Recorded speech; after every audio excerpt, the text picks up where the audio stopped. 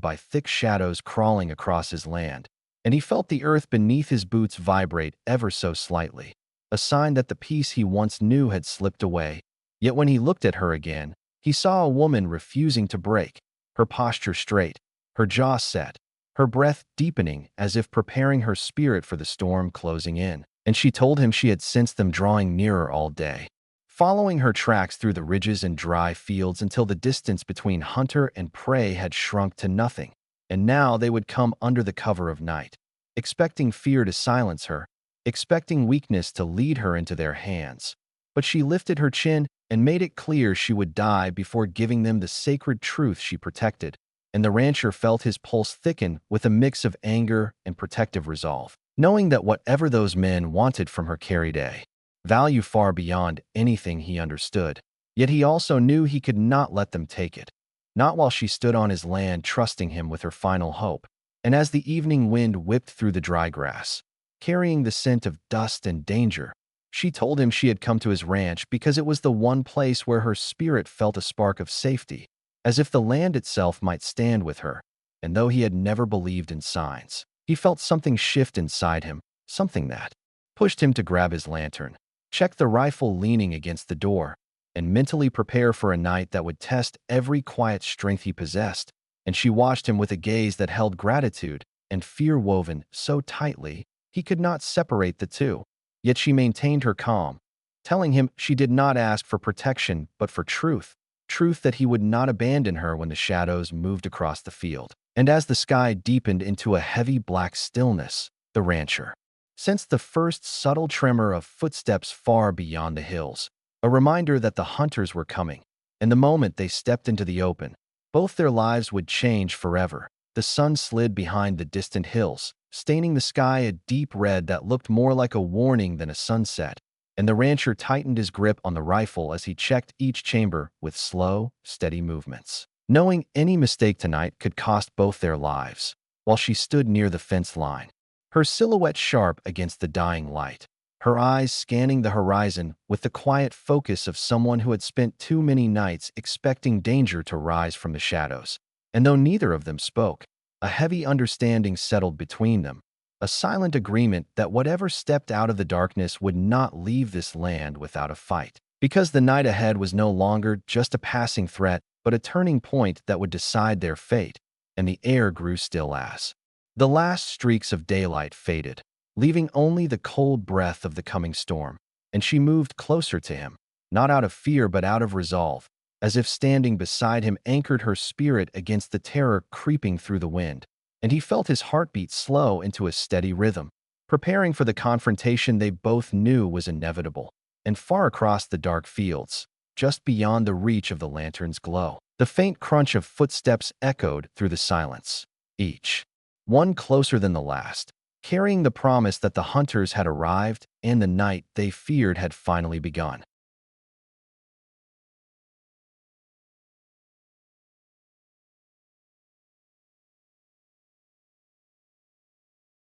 Whatever strength he still had. Then she lowered her gaze and let the memories rise, explaining in a soft, trembling voice that she left her tribe not because she wanted freedom, but because a betrayal broke her spirit so deeply she no longer recognized the faces she once trusted. And as she spoke, the rancher saw the way her jaw tightened, the way her fingers trembled slightly, revealing how much it cost her to reopen wounds she had buried beneath silence. Yet she pushed forward, telling him that the betrayal began with a promise made to protect her, but twisted into a trap that left her fighting for breath, while the people she loved turned away, believing lies whispered by men who wanted power more than truth. And though she escaped them, she carried the scars like shadows that stretched behind every step she took. And she explained that her silence over the months was not weakness but protection, because the moment she spoke of what really happened, she feared the hunters would track her faster, determined to silence her before the world learned what they had done. And the rancher felt a dark anger stir inside him, not at her, but at the cruelty she endured. And it grew stronger when she described how every night the memories returned like ghosts, surrounding her in moments when she tried to sleep, filling her mind with images she wished she could erase, memories of faces she once trusted turning cold, voices she loved rising against her, and footsteps closing in when she tried to run. And though she didn't cry, the tremor in her breath revealed a pain too deep for tears, and he realized she wasn't afraid of the darkness around them. She was afraid of the past catching up, afraid of the truth she carried being discovered by the men who had already taken everything from her. And as she continued, she admitted that her final night with the tribe felt like the world collapsing beneath her feet, because she overheard plans whispered behind a closed door, plans that involved using her for something she refused to give, something sacred tied to her heritage and spirit. And when she confronted them, they turned on her without hesitation, and though she managed to escape under the cover of a moonless sky, she had been running ever since, carrying a truth she could not bury and a fear she never asked for. Yet through all of it, she walked with a strength that refused to break. And as she finished, she lifted her eyes to the rancher, showing him the fragile hope she still held, the belief that maybe for the first time someone would listen without judgment, someone would see her pain not as a burden, but as a truth worth fighting for. And the rancher, feeling the weight of everything she revealed, understood that her presence on his land was not a chance encounter but the beginning of something much bigger, something neither of them could turn away from now. She drew in a slow breath and leaned closer, her shadow merging with the night around them as her voice dropped to a tense whisper that made the rancher's pulse tighten, and she told him the truth she had held back, explaining that her suffering was not only born from betrayal, but from the constant presence of unseen figures who followed her across miles of empty land, watching from ridges, hiding behind rocks, leaving faint tracks that vanished by morning, and she admitted she had felt their eyes on her every sunset, moving closer each time she stopped to rest. And although she managed to stay ahead of them, she knew they were trained to hunt in silence and would strike the moment she slowed even a little. And as the rancher listened, the fire between them flickered as if reacting to her fear, yet her voice stayed steady enough to show she had learned to hide panic beneath a hardened spirit, telling him that these men were connected to the same betrayal that broke her. Men who were ordered to recover what she carried and silence her before she could expose the truth. And she confessed that she no longer believed she could outrun them alone because the signs she found near the hills, fresh boot marks, broken branches, ashes of a hidden fire, proved they had finally closed the distance.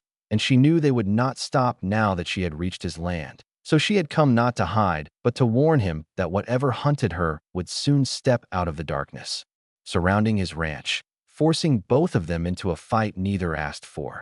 And the rancher felt a hard knot form in his chest as she continued, explaining how she heard their voices only once, far behind her in the wind, speaking in tones that carried no mercy, promising that the moment she was found, everything she escaped would return to crush her spirit for good.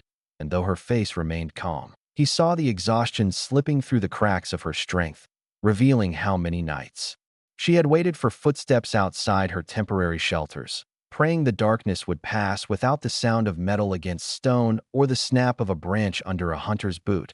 And when she finally told him she believed they would strike soon, the ranch around them seemed to grow heavier, as if the land itself understood what approached, and the rancher realized the danger was no longer hers alone, but now lived in the air between them, binding their fates without warning. And she admitted quietly that despite the fear tightening her breath, she came because she believed he was the only person who might stand firm when others would run, the only one who could face the truth she carried without turning away.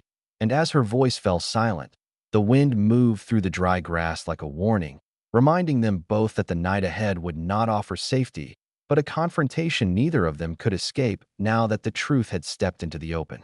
The moment her voice faded, the rancher felt the air turn colder, as if the night itself understood the danger approaching. And before he could speak, she reached out and placed her hand on his arm, her touch steady but tense, her eyes filled with a mix of fear and determination that told him she had accepted whatever fate waited beyond the darkness. And he watched her swallow hard before leaning closer, her breath trembling as she whispered the words that tightened every muscle in his body, telling him they were coming tonight and wanted something she could never surrender. And though her tone stayed calm, he sensed the terror buried beneath it, the kind that comes only when a person knows the enemy is closer than the wind. And he realized this was no distant threat, but a countdown already ticking in the silence around them. So he stepped back, scanning the horizon.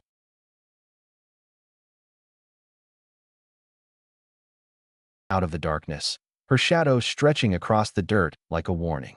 The rancher froze, sensing something broken behind her steady walk. Her breath trembled, not from fear, but from a weight she had carried alone far too long.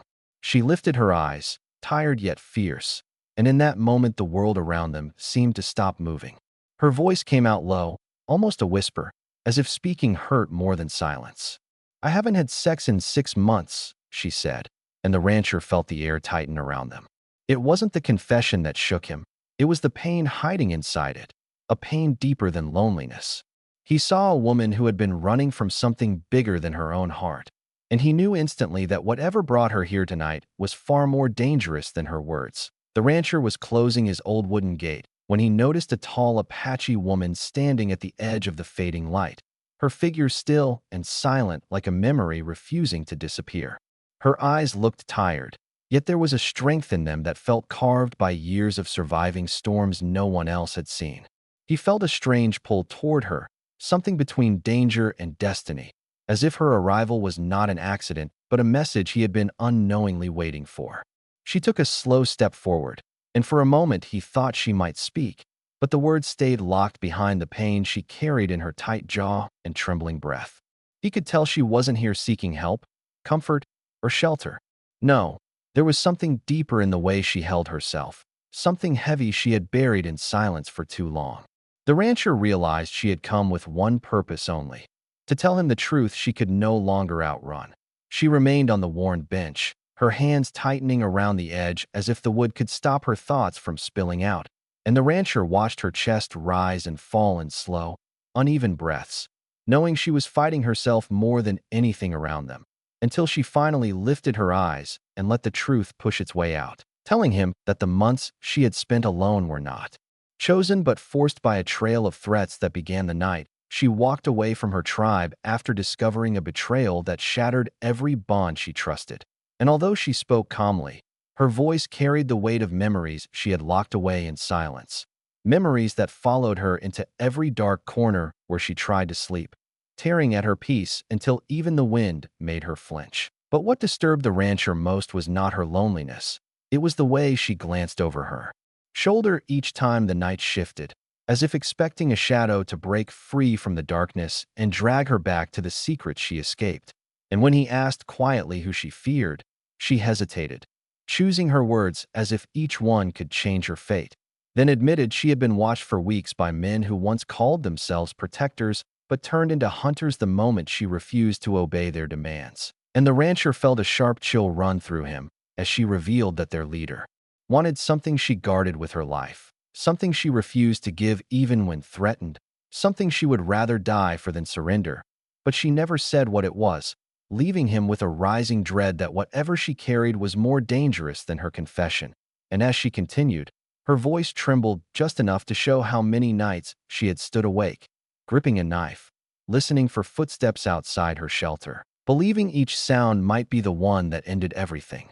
Yet still she ran, crossing miles of harsh land to reach the only place she thought might offer a chance at truth. And when the rancher asked why him, she lowered her gaze, whispering that someone she once trusted told her he was the kind of man who listened before he judged, the kind who stayed steady when others panicked. And though he didn't know whether he deserved such a reputation, he understood that her choosing him meant she had no one else left. And before he could speak again, she leaned forward, her face tight with a mix of fear and resolve, telling him the men tracking her were coming closer each night, moving like wolves, patient and merciless, and that she had seen signs near the hills that proved they were only days behind. But then her voice dropped lower as she admitted she no longer believed she could outrun them alone, and the rancher, feeling the pressure of her truth settle heavy in his chest, realized her journey had not been toward safety, but toward a final stand, a moment she could not face without someone who might understand the danger approaching them in the darkening night.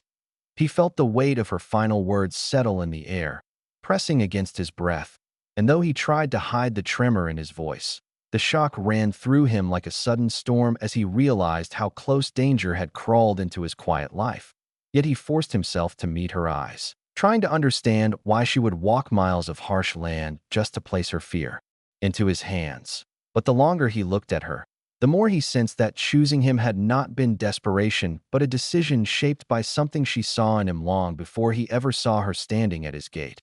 And that thought shook him even deeper, filling him with a mix of fear, curiosity, and compassion that tangled inside his chest until he couldn't tell which emotion was trying to speak first.